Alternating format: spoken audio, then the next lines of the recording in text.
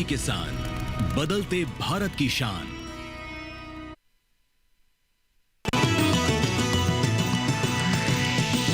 DD किसान, बदलते भारत की शान।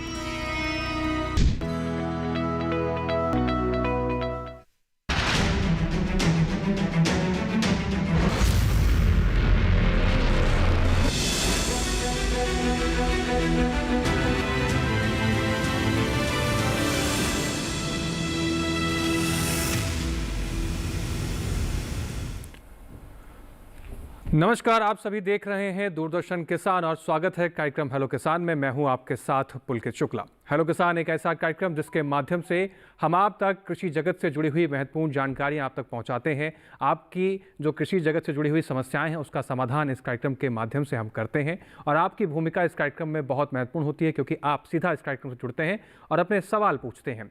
स्टूडियो में मौजूद हमारे जो एक्सपर्ट होते हैं विषय से जुड़े हुए, वो आपकी समस्याओं का समाधान करते हैं और हर बार हेलो किसान के इस कार्यक्रम में अलग अलग अंश हम लेकर आपके सामने आते हैं, अलग अलग विषय लेकर हम आपके सामने आते हैं। तो कार्यक्रम की शुरुआत करते हैं और सबसे पहले हमेशा की रिवायत है कि हम सबसे पहले नजर डालते हैं विषय पर कि आज हेलो किसान कार्यक्रम में हम कौन से विषय आपके लिए लेकर हाजिर हैं। तो आइए सबसे पहले नजर डालते हैं आज के विषयों पर। हेलो किसान कार्यक्रम में आज बात करेंगे रबी फसलों में संतुलित उर्वरकों का प्रयोग किस प्रकार से होना चाहिए, कितना महत्वपूर्ण है और क्या फर्क पड़ता है इन तमाम चीज़ों का प्रयोग करने से फसलों पर। साथ ही दूसरा विषय रहेगा श्री अन्न का खाद्य प्रसंस्करण, ये भी बहुत महत्वपूर्ण विषय है। इन दोनों विषय से जुड़े आपके जितने भी सवाल हैं, आपके मन में कोई भी संशय है, तो आपको करना क्या है, सीधा इस कार्यक्रम से जुड़ना है। टोल फ्री नंबर का इस्तेमाल कर अपने सवाल पूछने हैं। आप टोल फ्री नंबर नोट कर लीजिए हमारे 1800-113060। साथ ही साथ आप हमारा दूसरा नंबर नोट कर सकते हैं 1800-113061। लेकिन फ़ोन करते समय एक चीज़ का विशेष रूप से आप ध्यान रखें कि आप जब फ़ोन कर रहे हों तो आपके फ़ोन में पर्याप्त नेटवर्क हो, ताकि एक बेहतर संवाद को स्थापित किया जा सके। साथ ही आपके टेलीविज़न की आवाज़ भी कम हो, ताकि बातचीत में कोई समस्या ना हो। साथ ही आप हमें व्हाट्सएप और ईमेल के जरिए भी हमसे जुड़ सकते हैं, अपने सवाल पूछ सकते हैं। व्हाट्सएप नंबर नोट कर लीजिए 8800520717। इसके साथ ही व्हाट्सअप करते समय आप जिस जगह से व्हाट्सअप कर रहे हैं उस जगह का नाम, अपना नाम लिखना ना भूलें अपने सवाल के साथ। ईमेल के जरिए भी आप अपने सवाल हम तक पहुंचा सकते हैं। आप हमारी ईमेल आईडी नोट कर लीजिए। हमारी ईमेल आईडी है hellokisan2015@gmail.com। हम मिलते हैं उन शख्सों से जो इस कार्यक्रम की आन बान शान करेंगे आपकी समस्या का समाधान। सबसे पहले स्वागत करते हैं डॉक्टर उपेंद्र सिंह तेवतिया जी का। सर आपका बहुत स्वागत है। आप मुख्य प्रबंधक इंडियन पोटाश नई दिल्ली से हैं। साथ ही साथ आज हमारे साथ दूसरे मेहमान, बहुत बहुत धन्यवाद जी। आज हमारे साथ दूसरी मेहमान स्काइप के जरिए जुड़ी हुई हैं, उनका भी स्वागत कर लेते हैं। डॉक्टर चमनदीप कौर जी हैं, आपका भी बहुत स्वागत है मैम। आप वैज्ञानिक हैं कृषि विज्ञान केंद्र सवाई माधोपुर राजस्थान से। दोनों मेहमानों का स्वागत कर लिया। कार्यक्रम में आगे बढ़ते हैं। सबसे पहले रुख करते हैं डॉक्टर उपेंद्र जी का। डॉक्टर उपेंद्र जी, अगर आज हम बात करें रबी फसलों में संतुलित उर्वरकों का प्रयोग, सबसे पहले तो आपसे हम समझना चाहेंगे कि संतुलित उर्वरक होते क्या हैं, कैसे किसान भाई इसकी परिभाषा को समझे, किस तरीके से संतुलित उर्वरकों का प्रयोग होना चाहिए। हाँ देखिए पुलकित जी, संतुलित उर्वरक उपयोग उसको कहते हैं जो हमारी फसल है उसकी आवश्यकता अनुसार जितने भी 17 पोषक तत्व हैं उनकी उतनी मात्रा हम फसल को दें जितनी उसको ज़रूरत है। उसमें हम सॉइल फर्टिलिटी का भी ध्यान रखते हैं कि हमारी मृदा में कितनी पोषक तत्वों को देने की क्षमता है और कितने पोषक तत्व हम बाहर से डालें जिससे कि उस फसल की आपूर्ति हम कर सकें संतुलित में। देखिए, जैसे मनुष्य को सारे पोषक तत्वों की ज़रूरत होती है बैलेंस यानी कि एक संतुलित विकास के लिए, इसीलिए ऐसी तरीके से पौधों को भी सारे न्यूट्रिएंट्स की, सारे पोषक तत्वों की ज़रूरत होती है। अगर हम एक तत्व उनको ज़्यादा देंगे, दूसरा कम देंगे, तो जो कम देने वाला जिसकी डेफिशिएंसी होगी वो पोषक तत्व जो उसमें प्लांट में जो कार्य करता है रोल है वो बाधित होंगे और उसकी वजह से उसकी जो उपज है, जो पैदावार है, वो उसकी प्रभावित होगी और कम हो जाएगी। तो इसलिए हम पहले मिट्टी टेस्ट कराते हैं, ये देखते हैं कि हमारे जो खेत है उसमें किन किन पोषक तत्वों की कमी है। और देखिए, और आज क्या है, मिट्टी टेस्ट कराना क्यों जरूरी है। देखिए, आज पिछले लगभग 50 सालों से हमारे जो हरित क्रांति के बाद जो उच्च उत्पादकता देने वाली हमारी वैरायटी आई थी, उसके बाद में हम बहुत सघन कृषि करते हैं। उससे पहले हम एक फसल लिया करते थे साल में। आज हमारे किसान 2 तो सारे लेते हैं, उसके बाद कोई 3 भी लेता है और सब्जियों की जो फसल लेते हैं वो 4 फसल भी लेते हैं। उससे क्या हुआ है कि एक तो हम उत्पादन ज्यादा ले रहे हैं अपनी जमीन से, दूसरा हम कई फसल भी ले रहे हैं एक साल में। इससे क्या है, जो पोषक तत्व जमीन से, जो पोषक तत्वों का अवशोषण है या खनन कहते हैं जिसको, उसकी मात्रा बहुत बढ़ गई है। और उसके बढ़ने से जो लगातार 50 सालों से पीछे हम इसी तरीके से जो हमारी मृदा में से पोषक तत्व हम निकाल रहे हैं विभिन्न फसलों के द्वारा, उसका परिणाम ये हुआ है कि आज बहुत सारे पोषक तत्व हमारे जो डेफिशिएंट हैं, यानी कमी हो गई है हमारी जमीन में। अगर मैं उस कमी की बात करूं मोटा मोटा, तो देखिए, अगर ऑर्गेनिक कार्बन जो मिट्टी की जान होती है, जो सारे पोषक तत्वों को अपने अंदर बांध के रखती है और जो जब जरूरत होती है तो फसल को देती है, उस ऑर्गेनिक कार्बन की आज हमारी जमीन में पूरा, अगर ऑल ओवर इंडिया की हम पिक्चर लें तो 85% नमूनों में उसकी कमी पाई गई है। नाइट्रोजन जो सबसे मुख्य पोषक तत्व है, उसकी कमी 97% नमूनों में है। आप लगा लीजिए 97%, एक मतलब समझ लिए सारी जमीन में हमारी नाइट्रोजन की कमी है। अगर हम फास्फोरस की बात लें तो 83% नमूनों में फास्फोरस की कमी है। और तीसरा जो मुख्य पोषक तत्व है पोटेशियम, उसके अगर पूरे ऑल इंडिया की पिक्चर लें तो 50% जमीनों में उसकी कमी है। उसके बाद में देखिए बोरोन, जो कोई जानता नहीं था बोरोन को, उसकी कमी आज लगभग 47% नमूनों में हो गई है जी। बोरोन की देखिए, किसान तो बहुत कम डालता है, तो बोरोन की आप इमेजिन करेंगे लगभग 50% में, यानी 47% में हो गई है। उसके बाद में जिंक 40% नमूनों में जिंक की कमी है जी। उसके बाद जी, कुल मिलाकर जितने तत्व आप गिना रहे हैं, इन तत्वों का सही मात्रा में इस्तेमाल करना ही एक तरीके से संतुलित मात्रा में उर्वरकों का प्रयोग करना, कहना गलत नहीं होगा। मैं आपके पास लौटूंगा, लेकिन उससे पहले इस विषय से जुड़ी हुई खास रिपोर्ट अपने दर्शकों को दिखा देते हैं। तो आइए बिना देर के हुए एक रिपोर्ट का रुख कर लेते हैं पहले।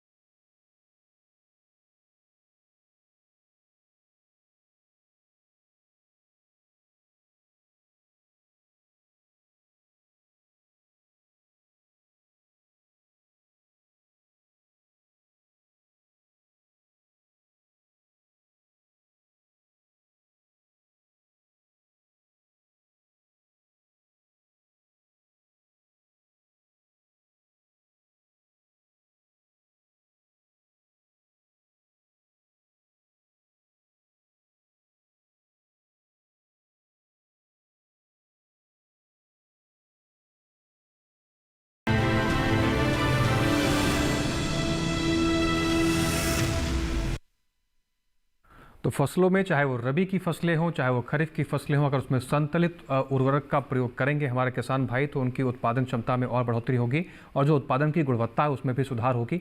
इसी विषय पर हम चर्चा भी कर रहे हैं, लेकिन आगे बढ़ते हैं, अपने दूसरे विषय का रुख करते हैं, जो है मोटे अनाज का खाद्य प्रसंस्करण कितना महत्वपूर्ण है, क्या संभावना है, इसको समझने के लिए रुख करते हैं डॉक्टर चमनदीप जी का। डॉक्टर चमनदीप जी, आपका स्वागत है कार्यक्रम में। अगर हम बात करें मोटे अनाज का खाद्य प्रसंस्करण को, आप इसको किस रूप से देखती हैं? भारत के अंदर अभी मौजूदा हालात की बात करें, क्या स्थिति है मोटे अनाज के खाद्य प्रसंस्करण की, और आगे इसमें क्या संभावनाएं आप देखती हैं? जी देखिए, जो मोटे अनाज का खाद्य प्रसंस्करण है, उसके आने वाले भावी भविष्य में बहुत ही अच्छा उज्जवल भविष्य हम उसको बोल सकते हैं। हाँ, अब भी उसके ऊपर बहुत ज्यादा ध्यान देने की जरूरत है। जैसे गवर्नमेंट ऑफ इंडिया और जो फॉरेन कंट्रीज ने मिलके 2023 जो इंटरनेशनल मिलेट ईयर बनाया है, उसके साथ साथ रूरल बेस्ड सिस्टम में भी अवेयरनेस आई है। अर्बन्स में ऑलरेडी काफी थी मिलेट प्रोडक्ट्स, जैसे बाजरे के, रागी के केक्स हैं, बिस्किट्स हैं, और भी काफी चीजें, इनकी मठरियां बनती हैं। और साथ साथ जो गवर्नमेंट ऑफ इंडिया है और जो अब राजस्थान की गवर्नमेंट है, वो मिलेट बेस्ड प्रोसेसिंग सिस्टम के ऊपर भी काफी फोकस कर रही है।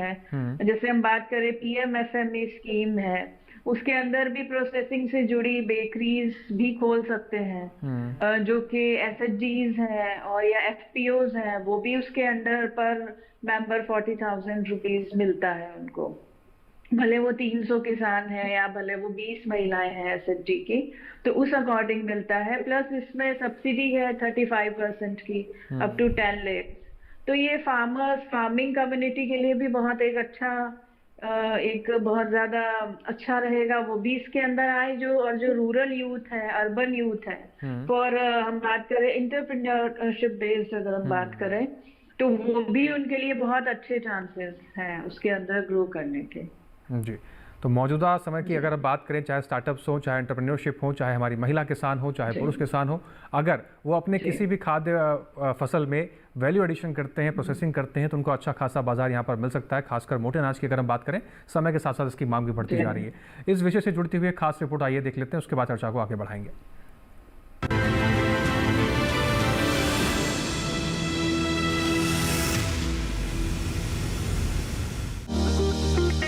भारत का विश्व में श्रीअन्न उत्पादन में पहला स्थान है। दुनिया के 5 प्रमुख श्रीअन्न उत्पादक देश क्रमशः भारत, नाइजर, चीन, सूडान और यूथोपिया है। हमारा देश विश्व के कुल श्रीअन्न उत्पादन में 20% यानी 15.53 मिलियन टन और एशिया में 80% का योगदान देता है। बता दें, विश्व के 112 देशों में श्रीअन्न की खेती की जाती है। जिन क्षेत्रों में किसानों की आय कम, खेती की जोतों का आकार छोटा और कृषि की मॉनसून पर निर्भरता है, वहां श्रीअन्न किसानों की टिकाऊ खेती के आधार है।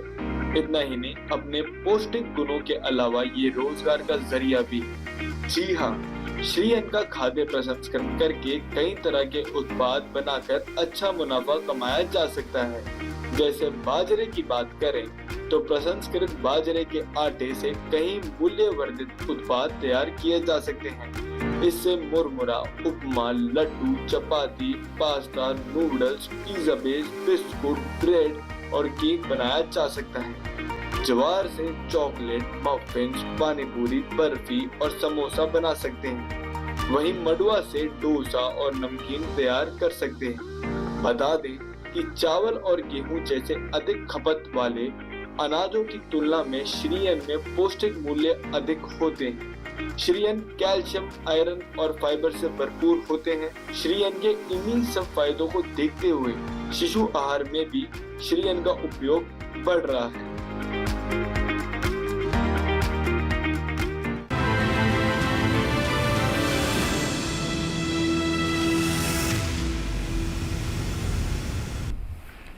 मोटे अनाज यानी कि श्रीअन्न हमारी सेहत के लिए बहुत फ़ायदेमंद है। इसका सेवन अगर हम रोज़मर्रा के जीवन में करते हैं तो आपको शारीरिक लाभ बहुत ज़्यादा होंगे। आप अपने जीवन में इसको अपनाकर देख सकते हैं। चर्चा को आगे बढ़ाते हैं। डॉक्टर उपेंद्र जी का एक बार फिर से रुख करते हैं। डॉक्टर उपेंद्र जी, रबी फसलों की अगर हम बात कर रहे हैं तो मुख्यतः कई फसलों की बुआई हो चुकी है।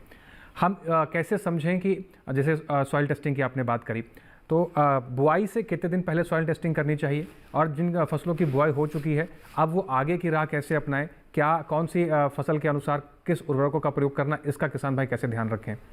देखिए, सॉइल टेस्टिंग बोने से पहले की जाती है अगर फसल बोनी है आपको, और सॉइल टेस्टिंग के लिए एक स्टैंडर्ड प्रोसीजर है कि उसमें लगभग 15-20 दिन या 1 महीना से कोई खाद ना डाला गया हो। नमूना लेने में बहुत सावधानी बरतनी चाहिए। जहाँ पे खाद पड़ा हो वहाँ से नमूना नहीं लेना चाहिए। कपड़े या कुछ इस तरह की चीज़ें नहीं पड़े होने चाहिए। 6 इंच की उसमें वो लेते हैं, उसकी सॉइल ऊपर की, घास वगैरह ऊपर की साफ करके उसको तिरछा काट के उसका एक लेयर उतार के 6 इंच तक उसकी सैंपल ली जाती है। और उसमें 1 एकड़ में लगभग 8 जगह से सैंपल ली जाती है। ठीक। और सैंपल लेने के लिए भी ये एक जगह निश्चित होती है, ऐसा नहीं कि किनारे से आपने मेंढ की किनारे से ले लिया। आप कोनों पे जाइए और कोनों से अंदर 20 फुट आइए फिर, और उसके वहाँ से चारों कोनों से लीजिए, और बीच में भी जगह जगह से 4 सैंपल लीजिए। तो उनको सबको मिलाना होता है, उनको कूट के सुखा के आधा किलो उसमें से सेलेक्ट करना होता है। तो उसको अपना टैग लगा के, जो भी आपके खेत का जिससे आपकी पहचान बनी रहे, उसको लेते हैं। तो उससे पहले हमको करना होता है ये। लेकिन जिन किसान भाइयों ने, जैसे देखिए गेहूं की बुआई काफ़ी कुछ हो चुकी है, बिल्कुल अंतिम चरण में है। जो हमारे किसान भाई गन्ना काट कर बोते हैं, उनकी पेड़ी को उजाड़ कर बोते हैं, उनको ये थोड़ा सा लोभ रहता है कि अब हम गेहूं बो दें, तो वो लेट भी हो जाते हैं। तो देखिए जो गेहूं की फसल मुख्य है रबी में, तो गेहूं की फसल में देखिए जो भी नाइट्रोजन, फास्फोरस और पोटास, वैसे तो देखिए मैंने पहले भी कहा, जो मिट्टी की रिपोर्ट आए उसके हिसाब से हमें फर्टिलाइजर डालने चाहिए।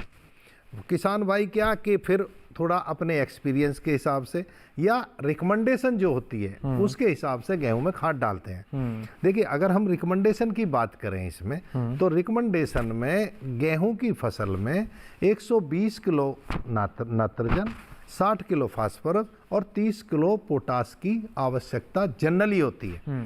लेकिन देखिए ये प्लेस टू प्लेस और सॉइल टेस्टिंग की रिपोर्ट के आधार पर डिफर करेगी। बिल्कुल। यहाँ मैं पुलकित जी आपको एक अपने किसान भाइयों को एक बहुत ही महत्वपूर्ण बात बताना चाहता हूँ कि ये जो रिकमेंडेशंस हैं लगभग 50 साल पहले की रिकमेंडेशंस हैं जी, रिवाइज अभी नहीं हो पाई हैं। तो और उससे और आज की जो सिचुएशन है हमारी मृदा की उर्वरता की, वो काफी कुछ चेंज आ चुकी है। बिल्कुल। नंबर एक तो ये बात। दूसरी बात क्या होती है, जो हम ये कहते हैं कि संतुलित उर्वरक उपयोग करने को NPK का 4:2:1 का रेशो होना चाहिए।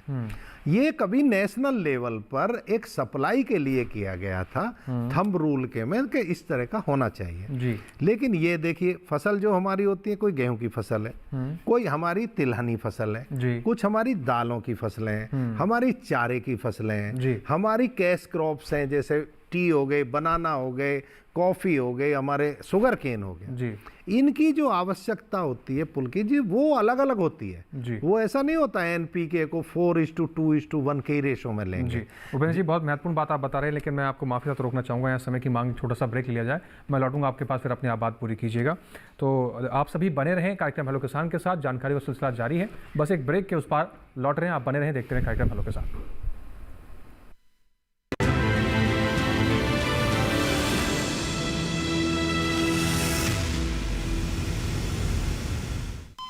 अरे सुन तो। मुझे क्या सुनाना चाहते हो? जो सुनाओ मेरी सौतन को। किसको? अरे वही तुम्हारा मोबाइल फोन जिससे सुबह शाम दिन रात चिपके रहते थे और कहते थे किसान कॉल सेंटर से बातें हो रही हैं। अच्छा ये बात है। हाँ क्यों, क्या हुआ? अब बात नहीं होती क्या? अब तो झट से बात हो जाती है। ऐसा क्या? हाँ अब तो ज्यादा लाइनें और खास तकनीक के कारण खेती के माहिरों से तुरंत बात हो जाती है। और अगर कभी लाइन व्यस्त हो तो अपनी समस्या फोन पर रिकॉर्ड करा दो, वहाँ से फोन आ जाता है और समस्या की हल का मैसेज भी आ जाता है। ये देखो आ गया। अरे वाह, इसका मतलब इंतजार की घड़ी अब खत्म। हाँ तभी मैं सोचूं कि आजकल मुझ पर इतना प्यार क्यों आ रहा है। कृषि संबंधी समस्याओं का अपनी भाषा में तुरंत हल पाने के लिए पूरे भारत में किसी भी फोन से हेल्पलाइन नंबर पर संपर्क करें। किसानों का दोस्त किसान कॉल सेंटर।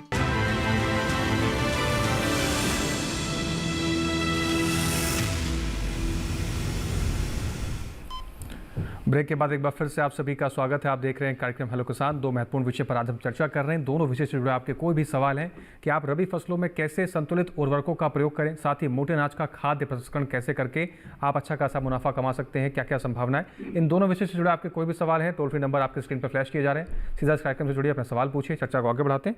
रुक करते हैं डॉक्टर चमनदीप जी का एक बार फिर से। डॉक्टर चमनदीप जी, अगर हम देखें मौजूदा समय में तो सर्दियों का मौसम चल रहा है, बात अगर हम छोटे बच्चों की बात करें या फिर बुजुर्गों की बात करें, इस मौसम में काफ़ी ज़्यादा नाजुक स्थिति हो जाती है। क्या घर में कुछ हम इस तरह का उत्पाद बना सकते हैं इस समय अपने बच्चों के लिए, अपने बुजुर्गों के लिए और अपने लिए भी, ताकि ये सर्दियाँ अच्छे से कटें और सेहतमंद भी रहे, मजबूत भी रहे शरीर? जी जी बिल्कुल। जिस तरीके से हम बात कर रहे हैं, मिलेट्स की बात कर रहे हैं, जो बाजरा है वो सर्दियों में खाने के लिए बहुत ही अच्छा फूड है।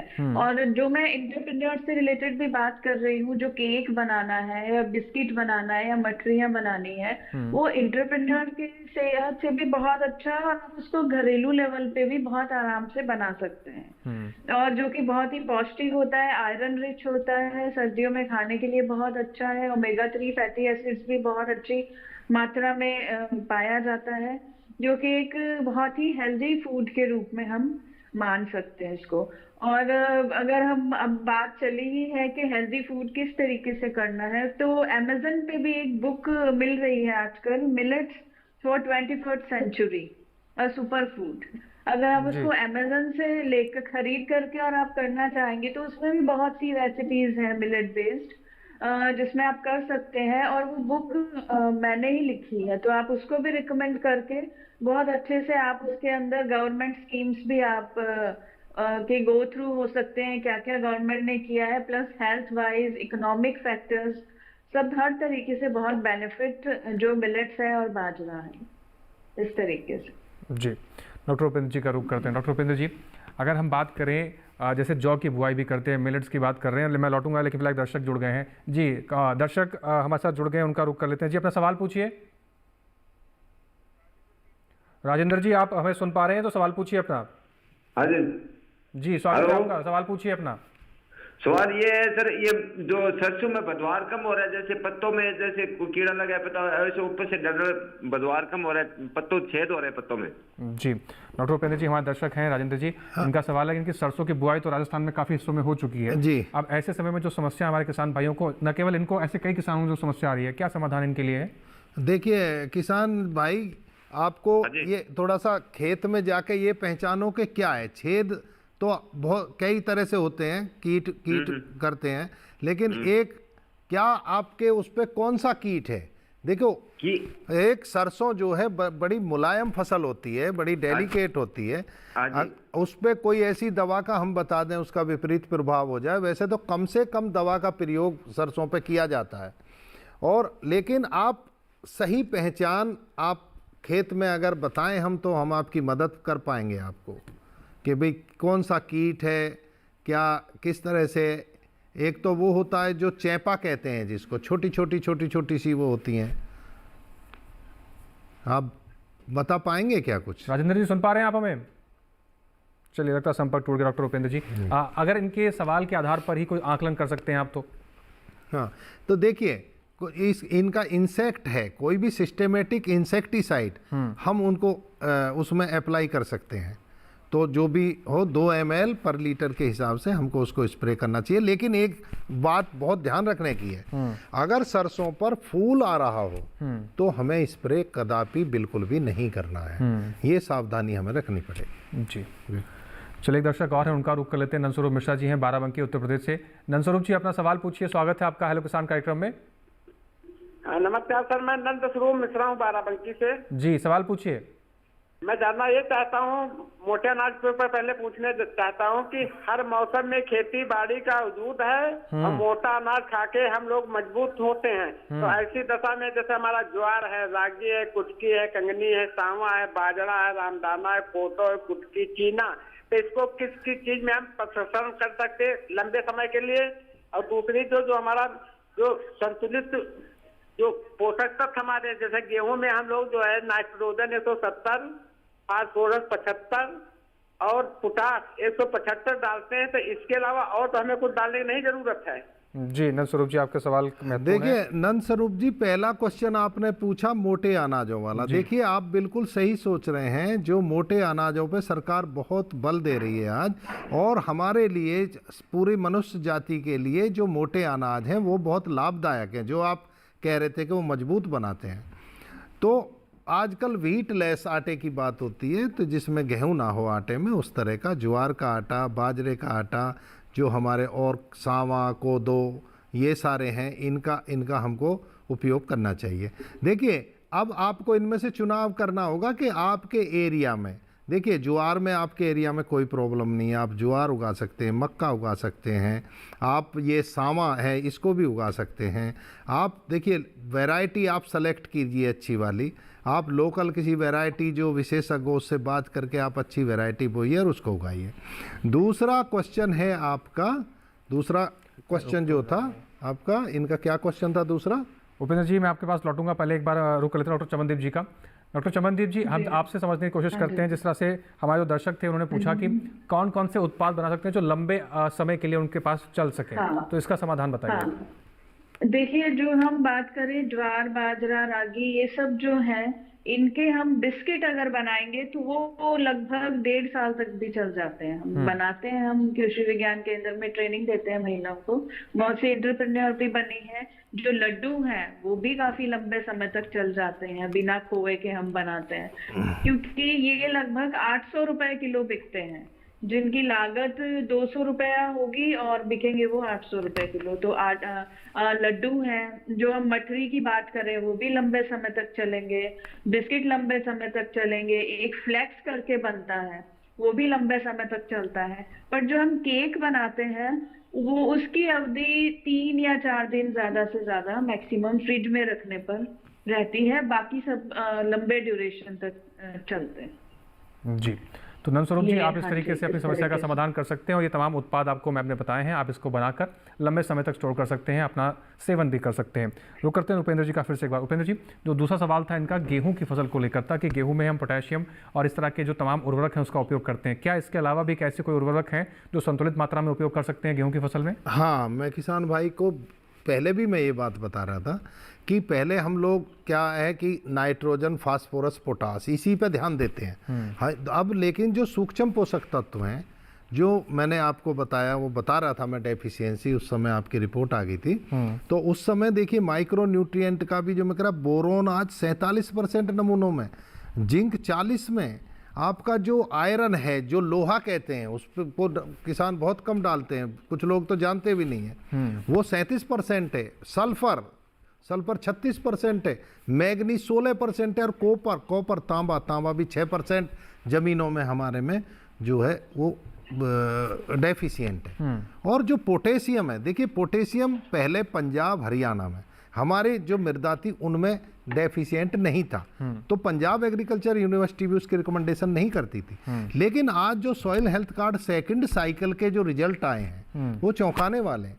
आज जो पोटेशियम की 50% तो ओवरऑल इंडिया में डेफिशिएंसी है, लेकिन अगर हम पंजाब हरियाणा में देखें तो इनमें 70% नमूनों में डेफिशिएंसी पाई गई है। और पुलकित जी, आप ये जान के आपको आश्चर्य होगा कि उत्तर प्रदेश और बिहार जैसे राज्यों में इनकी 95% पोटेशियम की डेफिशिएंसी पाई गई है। इसके अलावा 8 स्टेट में 70% से ज़्यादा डेफिशिएंसी है। आप वेस्ट बंगाल, उड़ीसा, बिहार, झारखंड, उत्तर प्रदेश, पंजाब हरियाणा मैंने बताया, केरल, इन सारे स्टेट में 70% से ज़्यादा, जिसमें कि यूपी में तो 95%। चिंताजनक विषय है, चिंताजनक विषय है। मैं आपके पास लौटूंगा, एक दर्शक हैं फोन लाइन से जुड़ गए हैं, एक बार उनका सवाल ले लेते हैं, फिर लौटते हैं आपके पास। राजपाल हैं अलीपुर उत्तर प्रदेश से। राजपाल जी स्वागत है आपका, अपना सवाल पूछिए। राजपाल जी सुन पा रहे हैं आप हमें? जी सर, मैं सुन पा रहा हूं। सवाल पूछिए अपना। सर जी, मेरी 1 माह 5 दिन की फसल हो गई गेहूं की जी। उसमें सर मैंने एक पानी भी लगा दिया लगभग 5 दिन पहले, उसमें यूरिया का छिड़काव भी कर दिया जी। उसमें एक धनजाम गोल्ड का पैकेट ना आता 8 kg का, जी जी, तो सर वो भी डाल दिया, फिर भी गेहूं में पीलापन आ रहा। जी डॉक्टर उपेंद्र जी, इनकी शिकायत है कि 1 माह 5 दिन की इनकी फसल हो चुकी है, राजपाल जी, भी डाल दिया 5 दिन में कोई भी गेहूं में पानी नहीं लगाते, आपने गलत काम कर दिया। 1 माह 5 दिन हो गया डॉक्टर साहब। अच्छा, 1 माह 5 दिन जी, हाँ, 1 माह 5 दिन तो काफी दिन हो गए, तो आपको 25 दिन में हम रिकमेंड करते हैं कि 25 दिन में लगभग पानी लगाना चाहिए। लेकिन अगर पीलापन आ रहा है आपके खेत में आपने, तो आप उसमें जब पैर टेक हो जाए पानी लगाने पे, आपका पैर टिकने लगे, आप फिर उसमें थोड़ा सा नाइट्रोजन का आप शुरू में 5 किलो प्रति बीघा के हिसाब से, यानी कि आप 25 किलो प्रति एकड़ के हिसाब से आप उसमें यूरिया डालें। इससे ज़्यादा ना डालें, अभी छोटा पौधा है तो उसमें आपको जो पीलापन आ रहा है वो दूर हो जाएगा, लेकिन पैर टेक पर डालें जब आपका पैर टिकने लगे उसमें। जी, तो राजपाल जी आप अपनी समस्या का समाधान इस प्रकार से कर सकते हैं। आगे बढ़ते हैं, डॉक्टर चमनदीप जी कौर जी का रुख करते हैं एक बार फिर से। डॉक्टर चमनदीप जी, तमाम चीज़ों पर आप जिक्र कर रही हैं। बात अगर हम अपनी महिलाओं, माताओं, बहनों की करें, अगर घर से वो कुछ शुरुआत करना चाहती हों प्रोसेसिंग के क्षेत्र में, क्या सुविधाएं उनके लिए सरकार द्वारा है, केवी के द्वारा क्या व्यवस्थाएं की जा रही हैं? जी देखिए, कृषि विज्ञान केंद्र इंडिया के लगभग हर जिले में मिलता है। वहाँ पर एक होम साइंटिस्ट होती हैं जो बाजरा प्रोसेसिंग से रिलेटेड ट्रेनिंग देती हैं। तो मेरे कृषि विज्ञान केंद्र में भी जैसे महिलाएं आती हैं और जिसमें हम हर प्रोसेसिंग वैल्यू एडिशन की देते हैं, उसके अंदर बाजरा और इनसे रिलेटेड भी हम जैसे बिस्किट्स है, केक बनाना, मठरियाँ बनाना और काफी व्यंजन है। अगर वो रेस्टोरेंट खोलना चाहती है तो वो घरेलू बेसिस के सिस्टम पे जो चीजें अवेलेबल होती हैं जो हर घर में, उसी के बेसिस पर बनाए जा सकते हैं बहुत आसानी से, और बहुत सी महिलाएं बनाती हैं और सशक्त होती हैं। तो आज इस प्लेटफॉर्म पे भी मेरा यही सबसे आग्रह है माताओं बहनों से, या जो भी एक अच्छा अपना एंटरप्रेन्योर करना चाहते हैं, क्योंकि ये वाली वो नई फील्ड है अभी जिसके अंदर बहुत कुछ अच्छा विकास हो चुका है, अब आगे आने वाले टाइम में होने की अपॉर्चुनिटीज हैं। तो इसके ऊपर अगर सब फोकस करेंगे और इसको अगर एज एंटरप्रेन्योर भी अपनाते हैं तो बहुत अच्छा एक आमदनी का साधन रूरल अर्बन दोनों क्षेत्रों के लिए बन सकता है, क्योंकि ये हेल्थ वाइज भी बहुत ज़्यादा इफेक्टिव है, कॉस्ट बेनिफिट वाइज भी बहुत इफेक्टिव है, और गवर्नमेंट भी बहुत सी अच्छी अच्छी स्कीम्स इसके अंदर अपॉर्चुनिटीज लगभग 3 साल से कंटिन्यूसली दे रही है। तो इसके ऊपर घरेलू बेसिस पर भी आप ये सब चीजें बना सकते हैं। कोई रॉकेट साइंस नहीं है या बहुत टफ नहीं है, बस हमको थोड़ा सा उसके बारे में सीखना होगा। वो कृषि विज्ञान केंद्र पे ट्रेनिंग्स ऑर्गेनाइज वो करवाते रहते हैं एवरी मंथ। आप वहाँ जाएं, माताओं बहनों से आग्रह है, और वो ज़्यादा से ज़्यादा इसके बारे में ट्रेनिंग प्राप्त करें। जी, तो माताएं बहनों के लिए भी अवसर है। अगर आप इस अवसर को मौके में तब्दील करती हैं तो कहीं ना कहीं आप भी अपने आप को एक एंटरप्रेन्योर के तौर पे स्थापित कर सकती हैं। अच्छा खासा मुनाफा वैल्यू एडिशन और फूड प्रोसेसिंग के जरिए मोटे अनाज के इस क्षेत्र में जुड़कर ले सकती हैं। चर्चा को आगे बढ़ाएंगे, लेकिन उससे पहले यहाँ वक्त हो गया एक छोटे से ब्रेक का। आप बने रहें, देखते रहें कार्यक्रम हेलो किसान।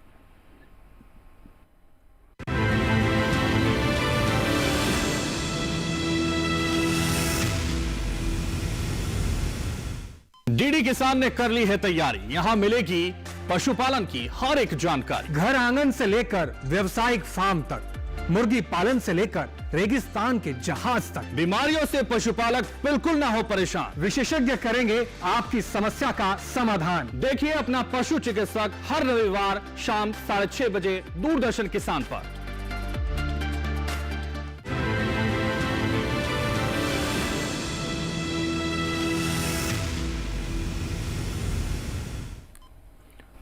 ब्रेक के बाद एक बार फिर से आप सभी का स्वागत है। आप देख रहे हैं कार्यक्रम हेलो किसान। चर्चा को आगे बढ़ाते हैं। 2 महत्वपूर्ण विषय पर आज हम चर्चा कर रहे हैं। डॉक्टर उपेंद्र सिंह जी का रुख करते हैं। डॉक्टर उपेंद्र जी, हम चर्चा कर रहे हैं और इसमें कई बात चर्चाओं में एक चीज़ निकल कर आई, डेफिशिएंसी। कई सारे ऐसे पोषक तत्व हैं जिसकी डेफिशिएंसी की वजह से हमारे किसान भाइयों की अच्छी फसल नहीं मिलती। देश के तमाम राज्यों का नाम भी आपने गिनाया। क्या डेफिशिएंसी की वजह क्या है? सबसे पहले तो उसको समझना बहुत ज़रूरी है। और क्या सिर्फ उर्वरकों के प्रयोग से ही डेफिशिएंसी हो रही है? और इसका समाधान क्या उर्वरकों का प्रयोग करके किया जा सकता है? क्या कोई प्राकृतिक तरीके हैं जिसकी वजह से और इसको बेहतर किया जा सकता है? पुलकित जी, आपने बहुत अच्छा सवाल किया है। देखिए, मैंने आपको जब बताया हरित क्रांति के बाद में जब हमने जमीन से फसलें ज़्यादा लेनी शुरू करी और दूसरा उनका उत्पादन भी बढ़ा। जी, देखिए, पहले जब 1950 के दशक में 50 मिलियन टन हमारा खाद्यान्न उत्पादन था, आज वो 332 मिलियन टन हो गया है, 6.5 गुना से ज़्यादा हो गया है। तो वो जो उत्पादन बढ़ा वो 2 तरीके से बढ़ा। जी, एक तो उनकी हाई यील्डिंग वैरायटी आई, उनका उत्पादन प्रति एकड़ में बढ़ा, प्रति यूनिट एरिया में। दूसरा, हमने एक साल में ज़्यादा फसल लेनी शुरू करी। उसका असर ये हुआ कि उसमें से जो जमीन में, देखिए 17 पोषक तत्व, आवश्यक पोषक तत्व बताए गए हैं। प्लांट तो उन पोषक तत्व को लेगा ही लेगा, अदरवाइज उसकी लाइफ साइकिल पूरी नहीं हो पाएगी। आवश्यक पोषक तत्वों की परिभाषा ये है, वो 3 क्राइटेरिया पूरे करते हैं जी। नंबर 1 कि वो लाइफ साइकिल उस न्यूट्रिएंट के बगैर पूरी नहीं हो सकती उसके प्लांट की, और दूसरा कि प्लांट में जो न्यूट्रिएंट एक है, मानो जिंक है, तो वो जिंक डालने से ही उसकी आपूर्ति होगी। अगर किसान भाई सोचें कि मेरा कमजोर पौधा है और उसमें यूरिया ज्यादा लगा दें, यूरिया से जिंक की कमी पूरी नहीं हो सकती। मतलब एक तत्व दूसरे तत्व को रिप्लेस नहीं कर सकता। दूसरा ये क्राइटेरिया आवश्यक है जी। तीसरा क्राइटेरिया ये है कि जो पौधों में मेटाबॉलिज्म की प्रक्रियाएं होती हैं उसमें वो न्यूट्रिएंट एक्टिव पार्टिसिपेट करता है। ये 3 क्राइटेरिया हैं। तो इनके बगैर, किसी के भी बगैर पौधा जो है अपनी लाइफ साइकिल पूरी नहीं कर सकता, वो बहुत कमजोर स्टंटेड होकर ग्रोथ नहीं होगी। तो अब जमीन की हमारी क्षमता को देखना है कि जमीन में कितनी क्षमता बची है जो बिना डाले वो हमारे पौधों को देती रहे। तो वो मैंने जैसे बताया पिछले 50 सालों में वो कम होते जा रहे हैं। जिस तरह से आप बैंक में अगर पैसा नहीं डालेंगे, उसमें से सिर्फ निकालते रहेंगे, तो एक दिन वो खाली हो जाएगा।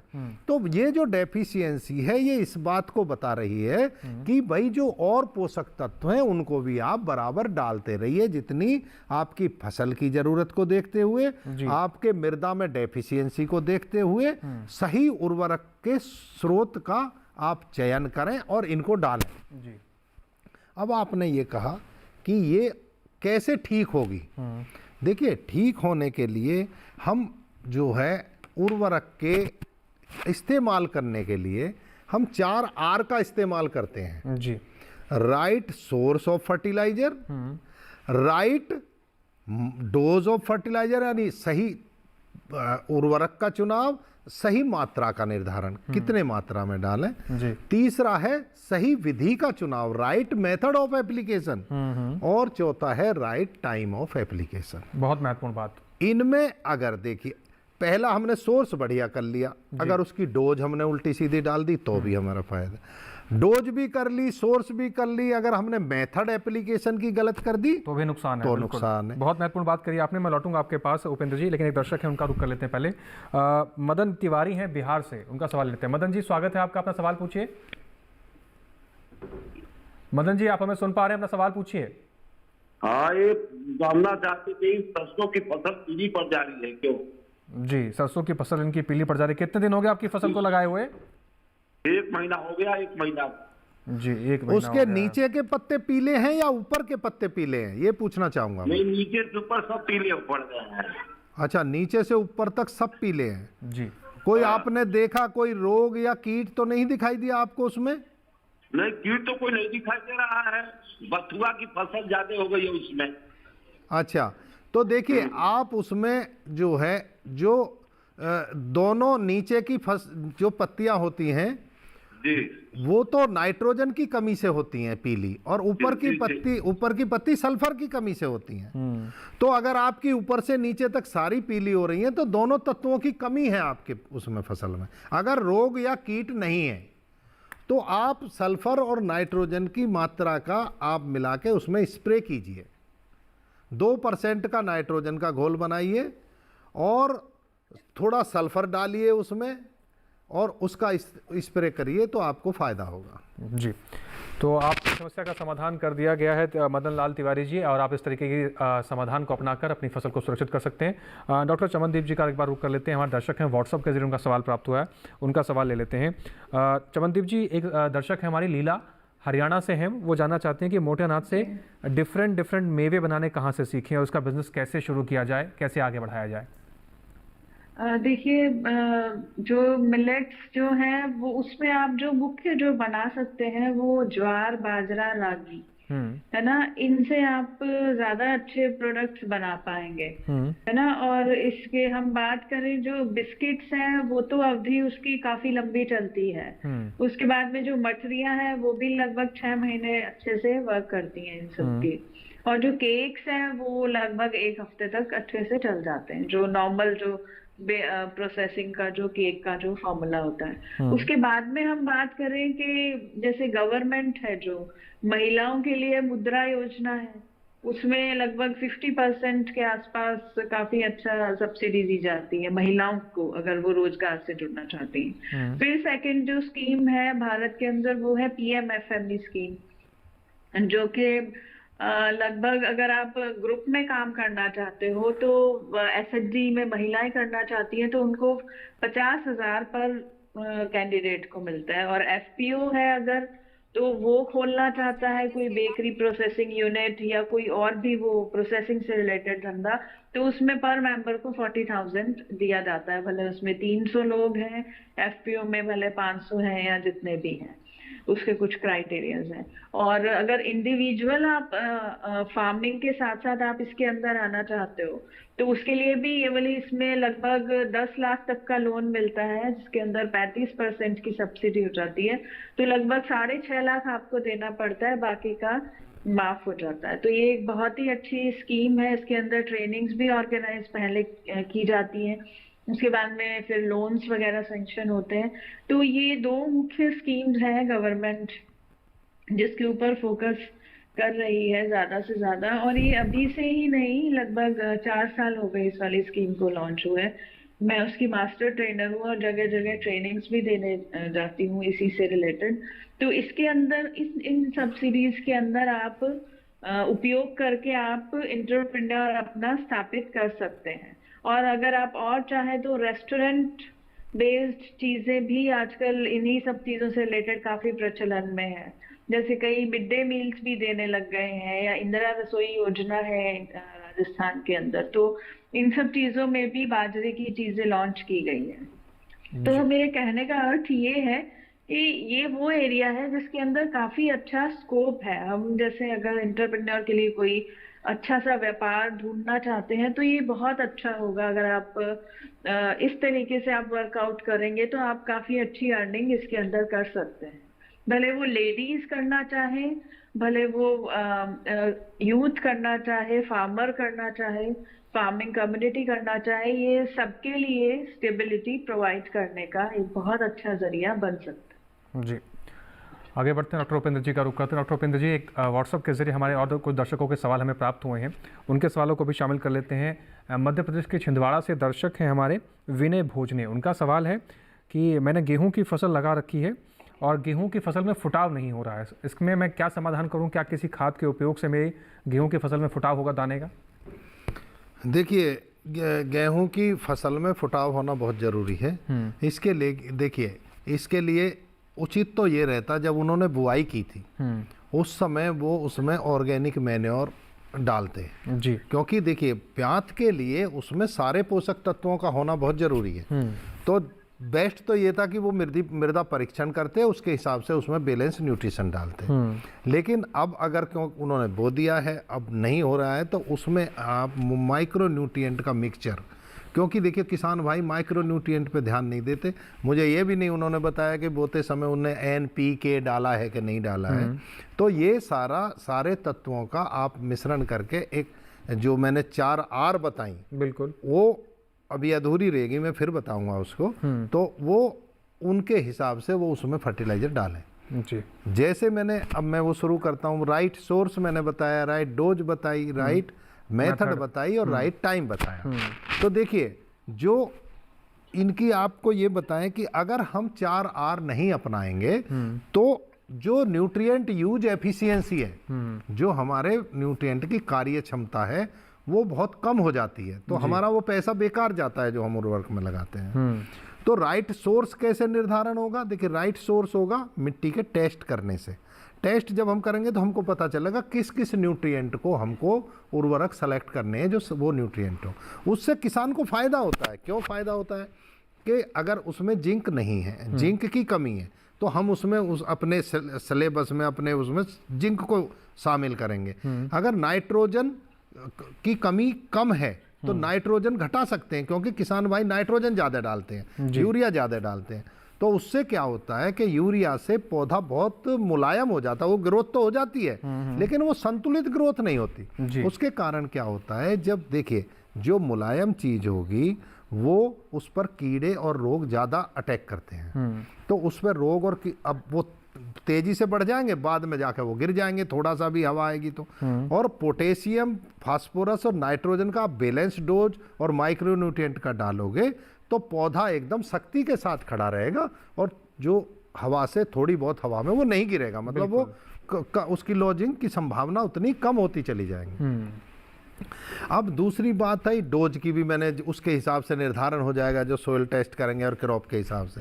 तीसरी जो बहुत महत्वपूर्ण विधि है वो है कि उनका तरीका क्या होना चाहिए डालने के लिए। बिल्कुल।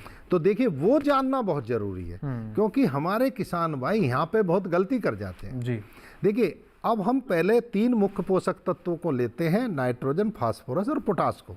नाइट्रोजन को डालने का तरीका किस बात पर निर्भर करता है? सभी पोषक तत्व का, कि उसका व्यवहार मृदा में किस तरह से होता है।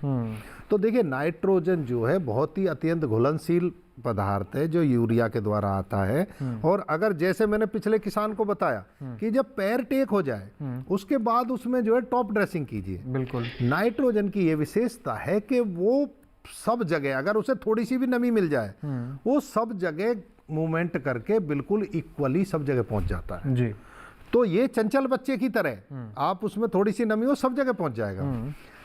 तो उसको तो इस तरह से। अब आओ फास्फोरस पे, जो कि बहुत महत्वपूर्ण है, क्योंकि पुलकित जी आजकल फर्टिलाइजर महंगे भी बहुत हो गए हैं। अगर हम उनको 4R के द्वारा अप्लाई नहीं करेंगे तो हमारा कार्य क्षमता उनकी बढ़ेगी, जितने पौधों को हम देना चाह रहे हैं उतने नहीं मिलेंगे, हमारा पैसा बेकार जाएगा, फसल का नुकसान भी होगा। बिल्कुल, ये बहुत महत्वपूर्ण है जो 4R आपने बताया। और हम किसानों से अपील भी करेंगे कि इन 4R को आप अपने जहन में डालिए और किसी भी फसल में उर्वरकों का चुनाव करते हुए, उर्वरकों का प्रयोग करते हुए इन 4R के सिद्धांत को अपनाकर आप अपनी फसलों में उर्वरकों का प्रयोग करेंगे तो आपको अच्छा खासा आउटपुट भी मिलेगा, फसल की गुणवत्ता में सुधार होगा, उत्पादन में भी आपके बढ़ोतरी देखने को मिलेगी। चर्चा को आगे बढ़ाएंगे, कुछ और महत्वपूर्ण जानकारी जानेंगे, लेकिन उससे पहले यहाँ लेते हैं एक छोटा सा ब्रेक। आप बने रहें, देखते रहें कार्यक्रम हेलो किसान।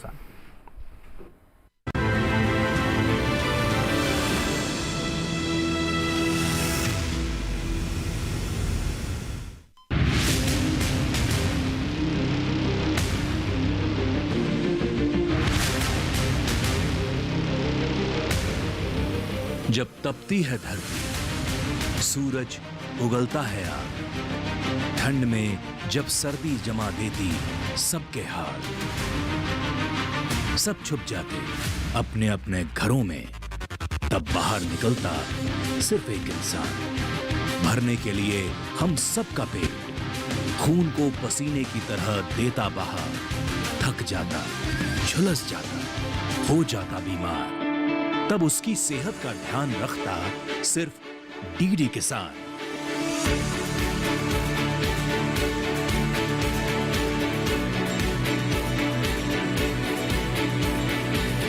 देखिए स्वस्थ किसान शनिवार शाम 6 बजे लाइव, सिर्फ दूरदर्शन किसान चैनल पर।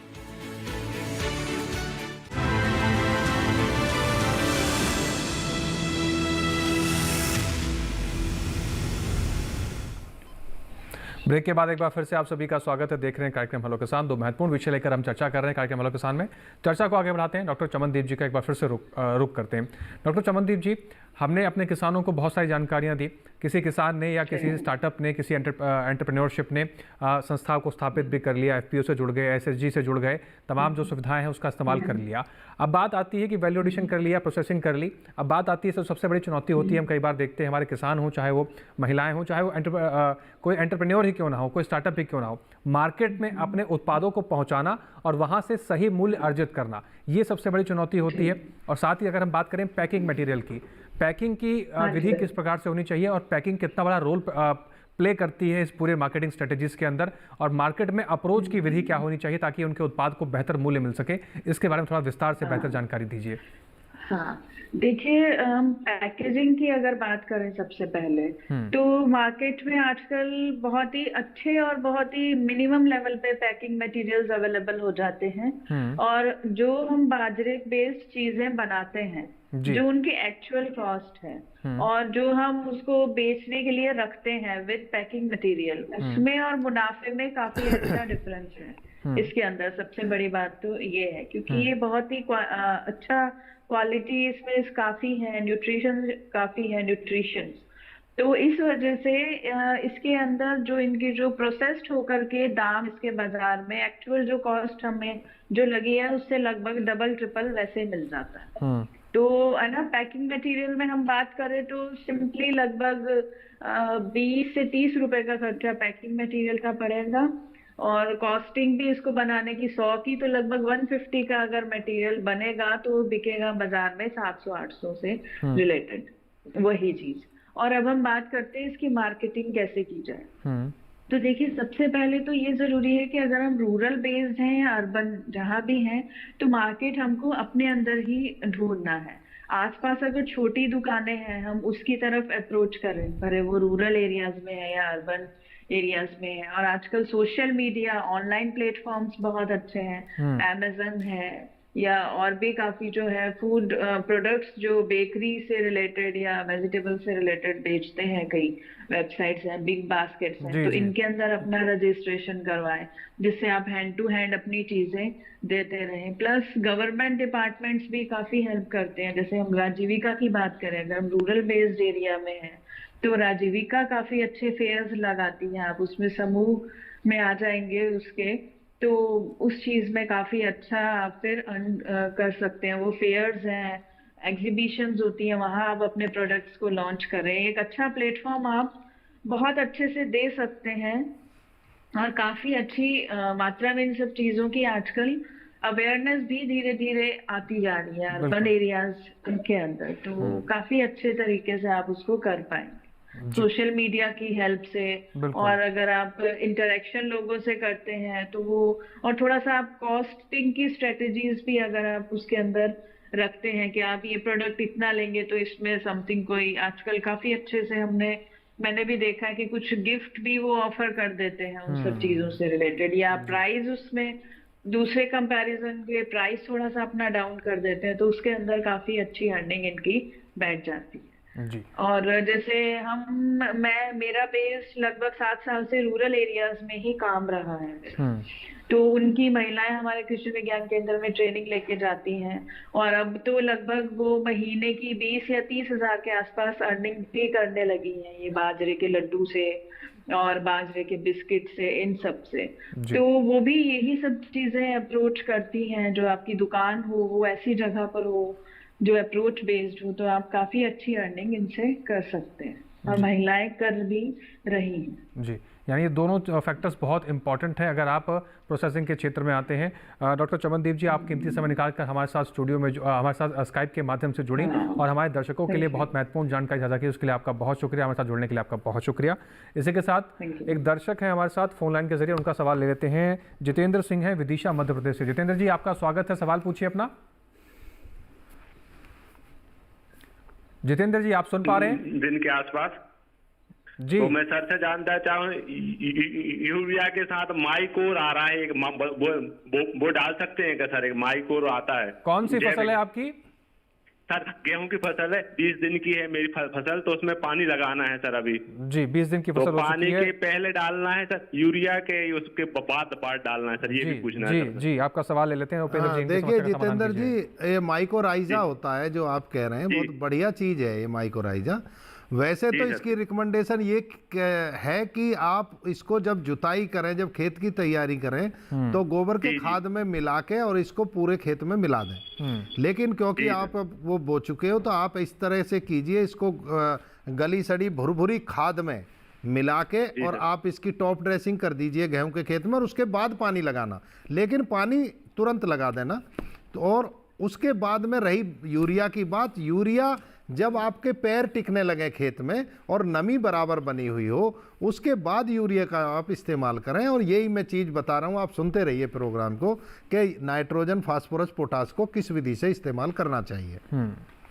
डॉक्टर साहब, उपेंद्र जी, अगर हम आपने जैसे शुरुआत में जिक्र किया कि फसल की बुआई से पहले हम सॉइल टेस्टिंग के लिए सैंपल लेते हैं, 8 कोने से आप लीजिए, ये विधि होनी चाहिए जी। ये तो शुरुआती विधि हो गई जी। क्या फसल लगाने के बाद फसल का जब किसी बीज में अवस्था हो, किसी फसल को महीना भर, 2 महीना, 3 महीना लग रहा है तैयार होने में, उस बीज की अवस्था में भी क्या ऐसी कोई विधि है कि मिट्टी का सैंपल लेके टेस्ट कराया जा सकता है, या बिना टेस्ट के भी फसल खाली रंग रूप देखकर कि पत्ती सूख गई जैसे समस्या आ रही थी के दर्शकों की, उनके आधार पर उर्वरकों का प्रयोग कर देना चाहिए? हाँ पुलकित जी, आपने बहुत ही महत्वपूर्ण सवाल ये पूछा है।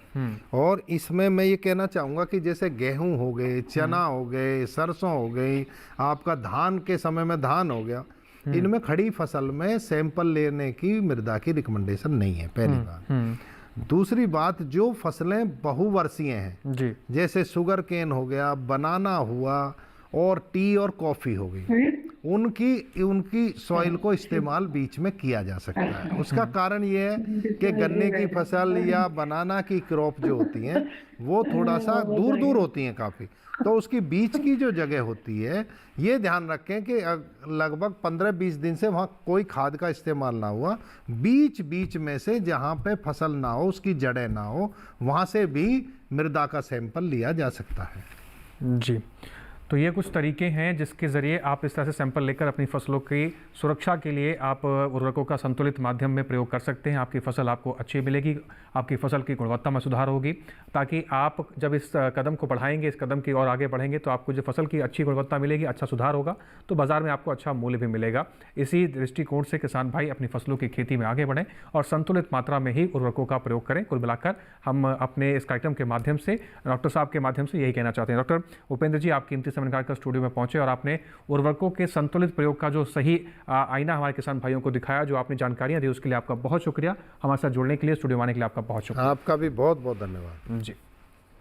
तो आज के कार्यक्रम में इन दोनों विषय से जुड़ी हुई बहुत महत्वपूर्ण जानकारी आप तक पहुंचाई गई है। उम्मीद करते हैं इन सभी जानकारियों का आप सही समय पर सही तरीके से लाभ उठा पाएंगे। कार्यक्रम के हर अंश में अलग अलग विषय हम लेकर आते हैं। अगले अंश में कौन कौन से ऐसे विषय होंगे जिस पर हम चर्चा करेंगे, आइए एक बार उस पर भी नजर डाल लेते हैं। हेलो किसान में अगले अंश में बात होगी डेयरी व्यवसाय के आधुनिक आयाम कौन कौन से हैं, साथ ही दूसरा विषय रहेगा अगले अंश में मछली पालन। इस मछली पालन के क्षेत्र में क्या संभावना है, कैसे आप मुनाफा ले सकते हैं, कैसे इसमें आगे बढ़ सकते हैं, इन दोनों विषयों पर गहन और महत्वपूर्ण जानकारी आप तक इस अगले कार्यक्रम में हम हेलो किसान में पहुंचाएंगे। इसके अलावा इस कार्यक्रम से जुड़े आपको कोई भी जानकारी, कोई भी सुझाव आप हम तक पहुंचाना चाहते हैं तो आप हमें ईमेल कर सकते हैं। हमारी ईमेल आईडी नोट कर लीजिए, hellokisan2015@gmail.com, ये हमारी ईमेल आईडी है। इसके अलावा हमारे कॉल सेंटर पर फ़ोन करके भी अपने सवाल दर्ज करा सकते हैं। डीडी किसान का कॉल सेंटर का नंबर नोट कर लीजिए आप। हमारा नंबर है 1800-113060, जो कि सोमवार से शनिवार सुबह 6 बजे से रात के 10 बजे तक आपकी सेवा में खुला रहता है। इसके अलावा इस कार्यक्रम की कोई भी जानकारी आपसे छूट गई है या आप इस जानकारी को दोबारा सुनना चाहते हैं, देखना चाहते हैं या किसी दर्शक तक पहुंचाना चाहते हैं, अपने सहयोगी तक पहुंचाना चाहते हैं, तो आप दोबारा से इस कार्यक्रम को देख सकते हैं। आपको करना बस इतना है, डीडी किसान के यूट्यूब चैनल पर आपको जाना है। टेलीविजन स्क्रीन पर दिखाया जा रहा QR कोड को स्कैन कीजिए, सीधा पहुंच जाएंगे आप यूट्यूब चैनल पर। वहां पर भी इस कार्यक्रम को दोबारा से कहीं पर भी कितने लोगों के साथ बैठकर भी आप देख सकते हैं। इसके साथ ही कार्यक्रम हेलो किसान में आज के अंश में बस इतना ही। फिर से हाजिर होंगे नए विषय के साथ, नए मेहमानों के साथ, नई जानकारियों के साथ। आप बने रहें डीडी किसान के साथ। हमें दीजिए इजाजत, नमस्कार।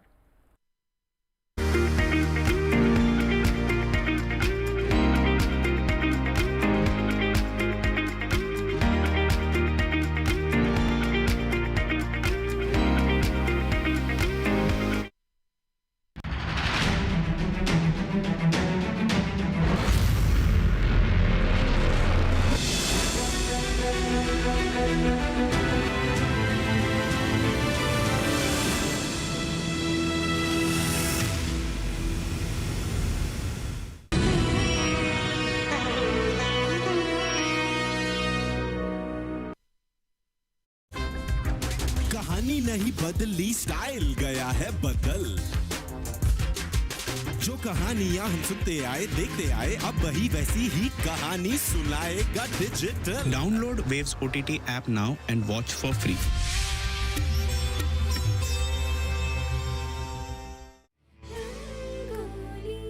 कितने ही रंग हैं हमारे देश में, रंग भाषा के, रंग संस्कृति के, रंग गीत के, रंग संगीत के।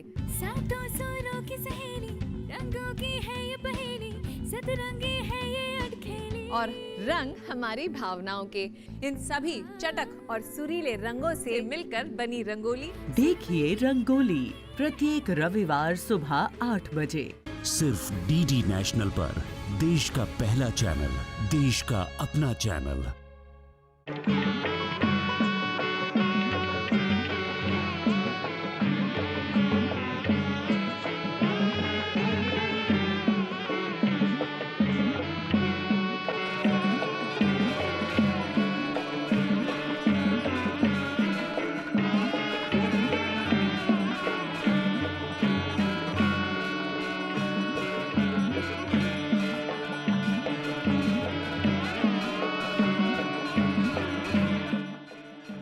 देखिए अयोध्या में श्री रामलला मंदिर से नित्य आरती का सजीव प्रसारण प्रतिदिन प्रातः 6:30 बजे डीडी नेशनल पर।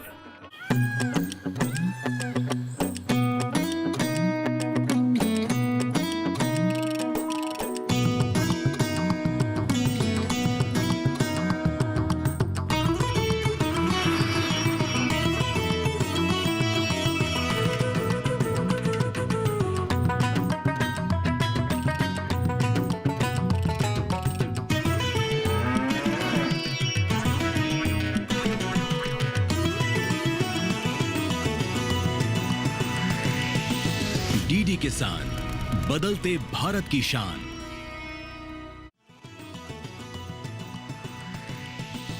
डीडी किसान, बदलते भारत की शान।